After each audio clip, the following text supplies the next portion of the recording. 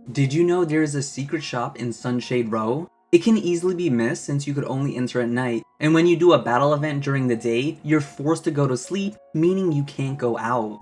I highly recommend everyone go to Sunli Mio Street and do the Wisdom event. You'll need Wisdom to purify your items and unlock an archetype, so it's the best choice.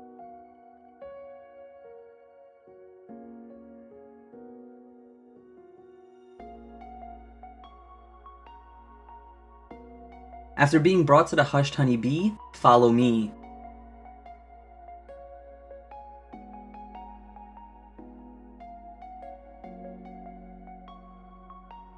As you can see, she sells each elemental stone. These are really good when your MP is low, or that party member doesn't have the right element to exploit an enemy's weakness. This will allow you to keep up the tempo for a small price. On the second tab is where the goodies are at. Going from the bottom up is your status prevention, so if you're in an area with an annoying status, consider buying a few to have an easier time. Okay, now for the meat of the shop, the Praetorian Cloth.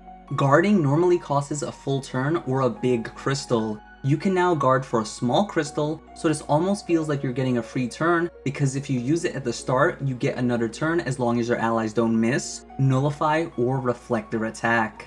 This accessory is good on anyone, and I'll be purchasing one ASAP for my support units, who are usually just there to buff or heal the party. When that's not needed, I normally just yield my turn, so another ally could do something better. This can perhaps be viewed as a yield turn, since it produces a small crystal from a big one, while reducing the damage they take.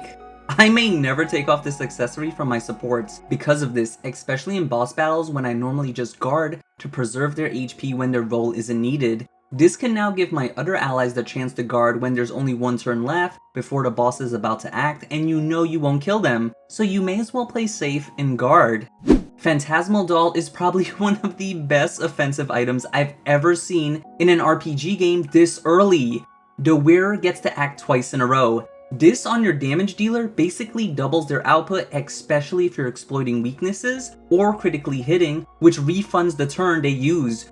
You don't have to just use melees or skills, but you could do a back-to-back synthesis skill if you have the resource. This makes this item absolutely busted if used properly, but it could also be underpowered in the wrong hands. This item will definitely reward players who are diligent of their resources, as you will be going back-to-back, so be mindful of your HP and MP. Unlike the Praetorian Claw, I don't see this being universally good, and I wouldn't put this on my healer because if you need to heal back-to-back, you might want to reconsider the strategy you're using in the current fight. This can easily be overpowered or underpowered depending on the player's skill level.